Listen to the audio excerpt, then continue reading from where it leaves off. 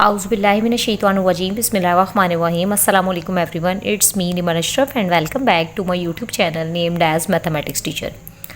आज जो है वो हम लोगों ने एक्सरसाइज नंबर 3.2 का क्वेश्चन नंबर 4 स्टार्ट करना है। तो क्वेश्चन नंबर 4 की स्टेटमेंट हम लोग देख लेते हैं।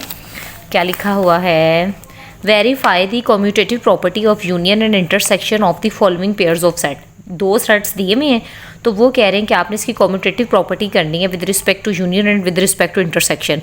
अगर आपको याद हो तो मैंने आपको फर्स्ट यूनिट में भी कम्यूटेटिव प्रॉपर्टी पढ़ाई थी। प्रॉपर्टीज़ ऑफ रियल नंबर में अंडर एडिशन भी कम्यूटेटिव प्रॉपर्टी आती है और अंडर मल्टीप्लिकेशन भी आती है, लेकिन अब ये under union and under intersection है। आपकी बुक का पेज नंबर है 45। पेज नंबर 45 पे अगर आप देखें तो लिखा हुआ है properties of union and intersection. यहाँ पे a union B is equal to b union है, इसे कहते हैं कम्यूटेटिव प्रॉपर्टी ऑफ यूनियन। और commutative property with respect to intersection क्या होगा, a intersection b that is equal to b intersection a, simple is that. तो अब हम लोग अपना एक्सरसाइज नंबर 3.2 का क्वेश्चन नंबर 4 स्टार्ट करने लगे हैं, जिसकी स्टेटमेंट ये लिखी हुई है। मैंने नोटबुक पे जो है वो इसको नोट किया हुआ है। अब हम लोग स्टार्ट कर लेते हैं। ये क्वेश्चन नंबर 2 और क्वेश्चन नंबर 3 जो हम लोगों ने अपनी प्रीवियस वीडियो में सॉल्व किए थे। अब ये आ गई क्वेश्चन नंबर 4 की बारी। Verify commutative property of union and intersection. A की वैल्यू ये दी हुई है, बी की वैल्यू ये दी हुई है। अब हम लोगों ने इसका यूनियन फाइंड करना है और फिर हम लोगों ने इसका इंटरसेक्शन भी फाइंड करना है। तो सबसे पहले commutative property with respect to union करने लगे हैं अब हम लोग। तो क्या करेंगे, ए यूनियन बी पहले फाइंड करूँगी। तो ए यूनियन बी फाइंड करने के लिए क्या लिखनी है कि वैल्यू 1 2 3 4 5। आगे यूनियन बी की क्या वैल्यू है 4 6 8 और 10। अब हमें पता है यूनियन में क्या करते हैं, सारी वैल्यूज़ को मिला के लिख देते हैं असेंडिंग ऑर्डर में, ठीक है। तो 1 2 3 4 5 6 8 और 10 ये आ गई। इसको कोई नंबर 1 कह दें। अब बी यूनियन ए फाइंड करना है। तो बी यूनियन ए की इस तरह से फाइंड करेंगे, ऐसे ही बी यूनियन ए में पहले बी की वैल्यू लिखेंगे। तो बी की वैल्यू क्या थी 4, आगे है 6 8 और 10। आगे ये क्या है यूनियन, यूनियन लिख देंगे। ए की वैल्यू बाद में ही है तो ए की वैल्यू बाद में लिखेंगे 1 2 3 4 और 5। अब हमें पता है यूनियन किस तरह से फाइंड करते हैं, फिर अरेंज करके इनको असेंडिंग ऑर्डर में लिख देना सबको मिला के 1 2 3 4 5 6 8 और 10। तो ये देखिए कोई नंबर 1 और अगर कोई नंबर 1 और कोई नंबर 2 को आप देखें तो दोनों का जो आंसर है तो वो सेम आ गया। तो क्या लिखेंगे, hence a union B is equal to b union a. ये हम लोगों ने प्रूव कर दी है। कम्यूटेटिव प्रॉपर्टी यहाँ पे यूनियन के हिसाब से हम लोगों ने कर ली है। अब हम लोगों ने लिखना है commutative property with respect to intersection. अब इंटरसेक्शन के हिसाब से देखनी है। तो इंटरसेक्शन के हिसाब से किस तरह से करेंगे, A intersection B is equal to A की क्या वैल्यू थी 1 2 3 4 5। आगे इंटरसेक्शन बी की क्या वैल्यू थी 4 6 8 और 10। अब इंटरसेक्शन में क्या करते थे, इंटरसेक्शन में हम लोग ये देखते थे कि वो वैल्यूज़ लिखनी है जो दोनों में सेम हो। तो अगर आप देखें तो दोनों में सेम क्या है, जस्ट 4। तो ये जी ये इसको कोई नंबर 1 कह दिया। अब बी इंटरसेक्शन ए फाइंड करना है। क्या फाइंड करना है, बी इंटरसेक्शन ए। बी की क्या वैल्यू है 4 6 8 और 10। इंटरसेक्शन ए की क्या वैल्यू थी, ये रही 1 2 3 4 एंड 5। अब इंटरसेक्शन फाइंड करना है। तो इंटरसेक्शन में दो वैल्यू जो वो वैल्यू जो दोनों में सेम है, दोनों में एक जैसी है, तो 4। तो अगर आप देखें कि लेफ़्ट हैंड साइड और राइट हैंड साइड को जब हम लोगों ने सॉल्व किया तो लिखेंगे हैंस प्रूव्ड हो गया हमारे पास कि left hand side is equal to right hand side. आपको ये पहले पता होना चाहिए कम्यूटेटिव प्रॉपर्टी होती क्या। कम्यूटेटिव प्रॉपर्टी का मतलब ये था कि अगर ए में बी को प्लस करें या बी में ए को प्लस करें तो सेम आंसर आना चाहिए। तो लेकिन ये विद रिस्पेक्ट टू यूनियन और इंटरसेक्शन हमसे पूछ रहे थे, तो ए का यूनियन अगर बी से लें तो वो इक्वल आना चाहिए बी यूनियन ए। तो वो भी हम लोगों ने प्रूव कर लिया। और अगर विद रिस्पेक्ट टू इंटरसेक्शन लेना था तो करना था कि अगर ए का इंटरसेक्शन बी के साथ लें या बी का इंटरसेक्शन ए के साथ लें तो आंसर सेम आना चाहिए था। वो भी हम लोगों ने प्रूव कर दिया। अब जो है वो हम लोग अपने नेक्स्ट क्वेश्चन की तरफ चलते हैं। तो नेक्स्ट क्वेश्चन में क्या लिखा हुआ है, n is equal to n की वैल्यू और z की वैल्यू में जो है वो हम लोगों ने बताना है। अब हमें ये पता है n होते हैं नेचुरल नंबर्स, और नेचुरल नंबर्स कौन से होते हैं, जो कि 1 से स्टार्ट होते हैं, 1 2 3 4 5 and up to so on. अब हमें नहीं पता कहाँ तक जाएंगे। z होते हैं इंटीजर्स, z किसे कहते हैं, इंटीजर्स को, और इंटीजर्स वो नंबर्स होते हैं जो कि अपने साथ प्लस माइनस दोनों साइन कैरी करते हैं।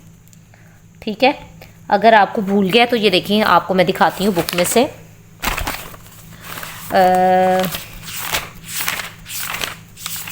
ये देखिए, ये मैंने आपको जब इंट्रोडक्शन दिया था तो मैंने वहाँ पे बताया भी था, दी सेट ऑफ इंटीजर्स को रिप्रेजेंट किया जाता है z से, और ये वैल्यू होती है 0 plus minus 1 plus minus 2 and ये जो वैल्यूज़ होती हैं जो कि प्लस और माइनस दोनों साइन कैरी करती हैं, उन्हें इंटीजर्स कहा जाता है।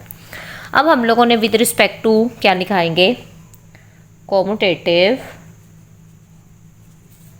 प्रॉपर्टी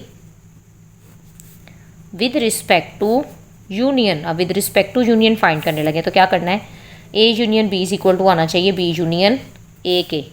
तो अब हमारे पास यहाँ पे है एन यूनियन जी, तो लिखेंगे एन यूनियन जी। एन की क्या वैल्यू थी, 1 2 3 4 5 and up to so on. Union G की क्या वैल्यू थी, 0 plus minus 1 plus minus 2 plus minus 3 and up to so on. अच्छा, यूनियन फाइंड करना है, इट मीन्स सारे नंबर ही आ जाएंगे, तो 0 भी आ जाएगा, plus minus 1 plus minus 2 plus minus 3 and up to so on. ये क्या हुआ, देखो बेटा, इसमें 0 है इसमें नहीं है, लेकिन लिखना है क्यों, क्योंकि यूनियन है। अब इसमें +1 है वो यहाँ पे भी है, लेकिन इसमें -1 भी है वो यहाँ पे नहीं है, लेकिन कोई ऐसा इशू नहीं है, यूनियन लिख रहे हैं, इसका मतलब है कि सारी वैल्यूज़ को मिला के लिख देना है। आगे चलते हैं z यूनियन n पे।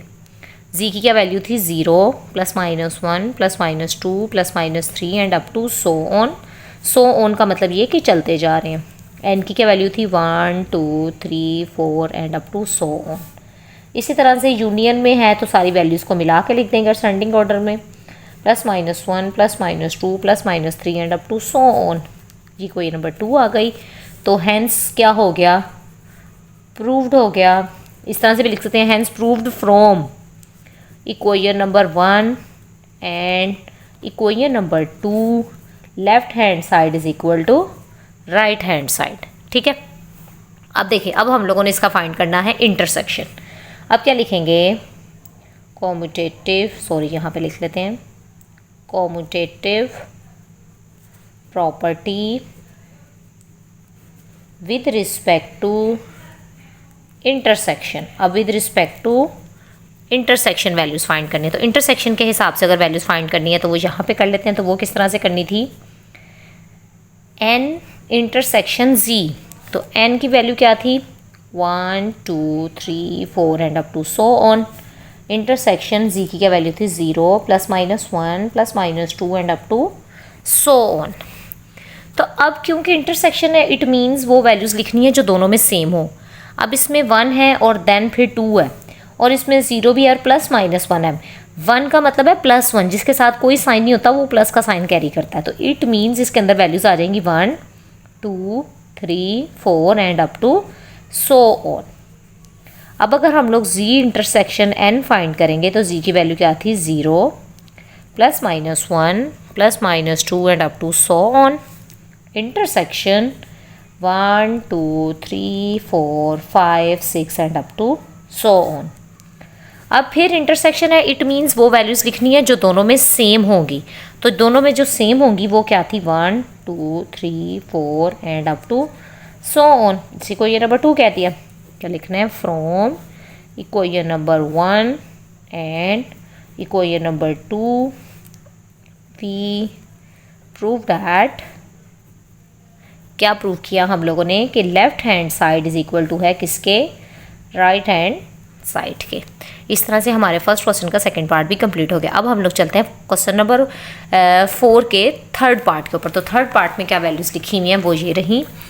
ए की वैल्यू क्या है, x such that x belongs to real number and x is greater than and equal to 0, 0 से ग्रेटर और इक्वल है। और b जो है ना वो है जस्ट रियल नंबर, इसमें कोई भी कंडीशन नहीं है कि भाई वो greater than and equal to 0 या कुछ भी है। तो सबसे पहले इसका commutative property with respect to क्या करने लगे हम लोग, यूनियन। तो क्या करना है, a आगे यूनियन b। ए की क्या वैल्यू थी, x such that x belongs to real numbers and x is greater than and equal to 0। आगे यूनियन, ये क्या है, आर है। अच्छा, आर का मतलब था रियल नंबर, और इसमें भी रियल नंबर्स ही हैं, लेकिन रियल नंबर्स वो वाले, इस सेट में वो वाले रियल नंबर्स हैं जो एक्स से ग्रेटर दैन और इक्वल टू है, और यहाँ पे सारे के सारे रियल नंबर्स हैं। और आपको पता है कि रियल नंबर्स की जब मैंने डेफिनेशन करवाई थी फर्स्ट यूनिट में, यहाँ पे देखें ज़रा, ये देखें, ये फर्स्ट पेज है, क्वेश्चन नंबर पेज नंबर 3 है, जिसमें रियल नंबर्स में कौन से आते थे, रैशनल और इरेशनल, टर्मिनेटिंग, नॉन टर्मिनेटिंग और नॉन रिकरिंग। सारे के सारे रियल नंबर्स अगर आ जाएंगे तो उसे आर से रिप्रेजेंट किया जाएगा। और इस क्वेश्चन में उसने हमें कंडीशन दी हुई है इस ए में कि वो वाले रियल नंबर्स जो कि एक्स से जीरो से जो है ना वो ग्रेटर देन है, रियल नंबर्स वो वाले जो कि जीरो से ग्रेटर देन है। अब क्योंकि यूनियन फाइंड कर रहे हैं तो इट मीन्स के सारे रियल नंबर्स आ जाएंगे, ठीक है। अगर बी यूनियन ए फाइंड करेंगे तो जस्ट ऐसे ही रियल नंबर्स, आगे union such that x belongs to real numbers and x is greater than and equal to 0। तो इसमें भी अगेन कौन से नंबर आ जाएंगे, रियल नंबर्स आ जाएंगे, ठीक है। अब अगर इंटरसेक्शन के हिसाब से करेंगे तो ए इंटरसेक्शन बी में हम लोगों ने क्या करना है, ए की वैल्यू क्या थी, x such that x belongs to real numbers and x is greater than and equal to 0, intersection खाली आर रियल नंबर। अब देखें जी, अब इंटरसेक्शन है, इंटरसेक्शन में वो वाले नंबर्स आएंगे जो दोनों में सेम होंगे, तो इसमें जो भी नंबर्स आएंगे वो इसमें तो डेफिनेटली होंगे ही ना। क्यों? क्योंकि इसमें कंडीशन है कि रियल नंबर्स वो वाले जो कि 0 से बड़े हैं, लेकिन इसमें सारे के सारे रियल नंबर्स। तो क्योंकि अब हम लोगों को ये कंडीशन पता चल गई है कि इंटरसेक्शन है, तो इट मीन्स वो वाले नंबर्स आएंगे जो कि ये वाले होंगे वो इसमें भी होंगे। तो इसका क्या आंसर लिख देंगे, x such that x belongs to real numbers and x is greater than and equal to 0। और अगर बी इंटरसेक्शन ए फाइंड करेंगे तो सबसे पहले रियल नंबर्स आ जाएंगे, intersection x such that x belongs to real numbers and x is greater than and equal to 0। और इसमें भी अगेन कौन से नंबर आएंगे, ये वाले नंबर्स। क्यों? क्योंकि इसमें सारे के सारे रियल नंबर्स हैं और इसमें वो रियल नंबर्स हैं जो कि 0 से बिगर हैं। तो इट मीन्स जो इसमें होंगे वो इसमें तो डेफिनेटली होंगे ना, तो सिर्फ यही वाले नंबर्स आ जाएंगे, x such that x belongs to real number and x is greater than and equal to 0। तो ये कोई नंबर 2 हो गई। तो इस तरीके से हम लोगों ने यहाँ पे भी प्रूव कर लिया कि left hand side is equal to आ गई थी राइट हैंड साइड के, और यहाँ पे भी हम लोगों ने ये देख लिया कि left hand side is equal to आ गई थी राइट हैंड साइड के। इट मीन्स कि अगर commutative property with respect to union हो या commutative property with respect to intersection हो तो वो सेट्स में वैलिड होती है, वो सेट में लाई करती है, वो दोनों साइड में सेम आती है। होप सो आप लोगों को क्वेश्चन नंबर 4 की समझ आ गई होगी। मिलते हैं अगले वीडियो में क्वेश्चन नंबर 5 और क्वेश्चन नंबर 6 के साथ। तब तक के लिए अगर आपको मेरे क्वेश्चंस की समझ आई है तो आपने मेरे चैनल को लाइक भी करना है, सब्सक्राइब भी करना है और कमेंट बॉक्स में जो ना समझ आए वो पूछ भी लेना है। अल्लाह हाफ़िज़।